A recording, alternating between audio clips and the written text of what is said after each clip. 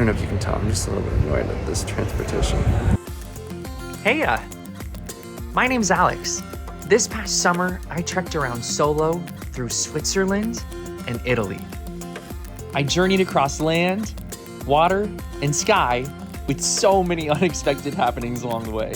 This is wild up here. I'm like hiking around in a cloud right now. Throughout my adventures, I went on hikes, had some of the most incredible food and drinks, and found the party scene. Let's take some shots! With only a backpack on my shoulders, a heart full of dreams, and some new friends for life, come with me on my adventure of a lifetime as I trek around and find out. Last episode, I followed the color blue all over the city of Florence, and it took me to some surprising places I might not have ever seen otherwise. Okay, we're going to this party. At night, I watched the sunset with my friends and then experienced gay Florence before heading on the train north to my final stop on this journey. Today, though, I'm arriving to the Lake Como area and settling into the relaxed vibes. Shall we trek around and chill it out, y'all?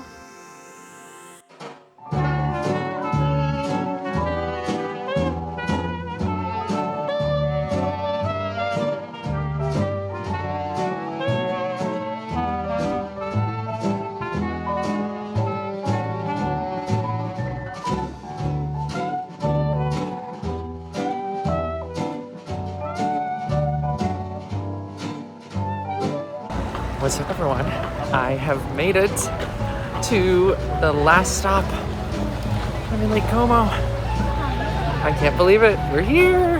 Wow, this is so beautiful. I'm feeling a little bit sleepy, but I'm not feeling this hungover anymore. So we're ready to go take on the day, baby. I'm gonna go drop my stuff off at my hostel, settle in for a second, and then I'm gonna hit the ground running and try to get in one of these towns out on the lake. Wow, this is so cute. It's like streets. Oh, it's beautiful. Okay, I gotta go. Bye. Como sits at the southern end of Lake Como, and I quickly headed to my hostel and settled into my second Ostello Bello. This was the chain that I stayed at in Florence, so I felt right at home. Right away, I was greeted by a map which is partially cut off here, but this just shows that Lake Como is huge. I quickly unloaded my stuff, then headed down to town to catch a bus up the west side of the lake. Now, Lake Como is known for being a place where celebrities vacation and the wealthy can come and play. But for people like me with a backpack and a dream, it is still very possible to explore this magical and luxurious land. The Lake Como area operates transportation primarily with buses and ferries. Now, there are slower local ferries and fast ferries that go to the most popular spots. But the fast ferries don't run as frequently, so I opted for a bus. The views outside the windows are stunning, and it's hard sometimes to decide whether to look at the houses or the lake. It's all so grand. These streets, though, are very tiny, so the buses and cars have to be very conscious when trying to get by one another. Along my journey, I saw places that people could jump in and swim, magnificent mansions, and of course, the views. I eventually arrived into the lovely and glorious town of Mennagio. Mennagio has around 3,200 inhabitants and is on the western central part of Lake Como. The city itself has a central piazza full of life and, of course, gelato. If you like gelato, hit that like button and let me know your favorite flavor in the comments. The city has lots of wandering streets you can get lost in, and they also had a lovely little shop set up right by the water. This one was lavender and it smelled delectable. It was amazing. Mennagio connects with Bellagio and Verona, two other towns, to form the Triangle area, which is likely the most popular area within the lake, and ferries go between them at many times. Buonasera, everyone. I am in beautiful Mennagio. After a very interesting bus ride, someone kept hitting the stop button and the driver got very, very upset. I finally have arrived, and I'm already kind of noticing, I feel like Lake Como is so beautiful, I mean, obviously, it's so beautiful, but transportation getting around might be a little trickier than I had initially anticipated, so I might have to do a little bit more research tonight. But I'm just going to know about this town for a little bit, and then I'm going to head back a little early and maybe try to catch the family dinner at my hostel, make some new friends, and get to sleep early maybe tonight so that I can start really early tomorrow and just get as much in as I can. It's going to be rainy, but I think it's going to be beautiful. I'm tired. It's been a long day. Yeah. The town is split into 3 parts and boasts an interesting history, being the town where fascist dictator Benito Mussolini used as shelter in 1945. He actually hid in the local primary school here for one night before journeying onwards. Lake Como is truly so stunning though, and the mountains in the distance that border the lake are just so beautiful. There's also these large cypress trees. They remind me of wine country out in Florence, which I didn't get to this time, but I would love to get back out there someday to Tuscany, to the region. It's so beautiful.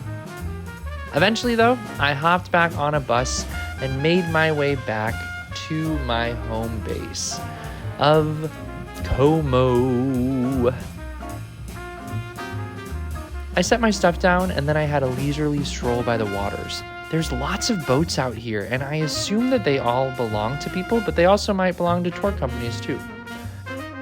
There's something so special about chilling on these waters at Lake Como as the sun slowly sets on the horizon. It was a long day, but it was a good day. Eventually though, I made my way back to my hostel, and the backyard area was actually really cool. They had some hammocks set up and it was a nice garden area. I then made my way up top where we had a family dinner rocking together. I signed up and this was actually totally free from the hostel.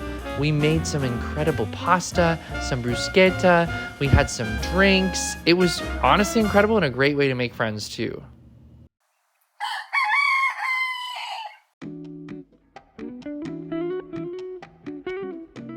Good morning. It's a beautiful day. I actually thought it was going to be raining today, but it's not, which is nice.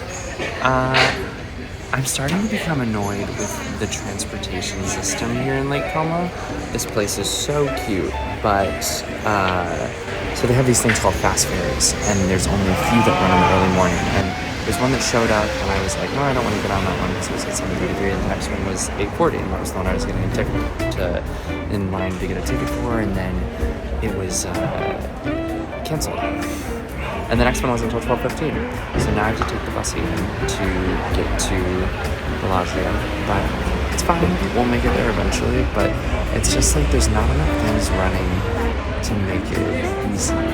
And then the things like the buses, like they say they take like an hour and 15, and they end up taking about 2 hours, in my experience, at least yesterday. So I don't know. If I do go back to these towns tomorrow, I'll try to go right in the morning, first thing. The very first one that I could have gotten on is they were like, do you want to buy a ticket on get on, but I should have done that. But last night was fun. Had family dinner. We made some pesto pasta and some bruschetta. It was good. I don't know if you can tell, I'm just a little bit annoyed at this transportation. It's kind of like the first big hiccup I've had on this trip, but it's all gonna be okay. We're gonna make it through. Met some nice people last night. I got my final bracelet for the trip. I got one in every city. I don't know if I've been telling you all, but yeah, so it's gonna be okay. I just need to get out of Como. And just like that, I began my journey to my next spot to see my friend.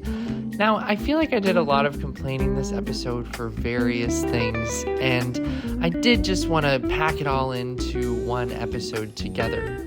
But I will tell you right now, if you subscribe, you are going to see one of the most fun episodes of this series next week. So make sure to join me as I really get rocking on the lake of Lake Como.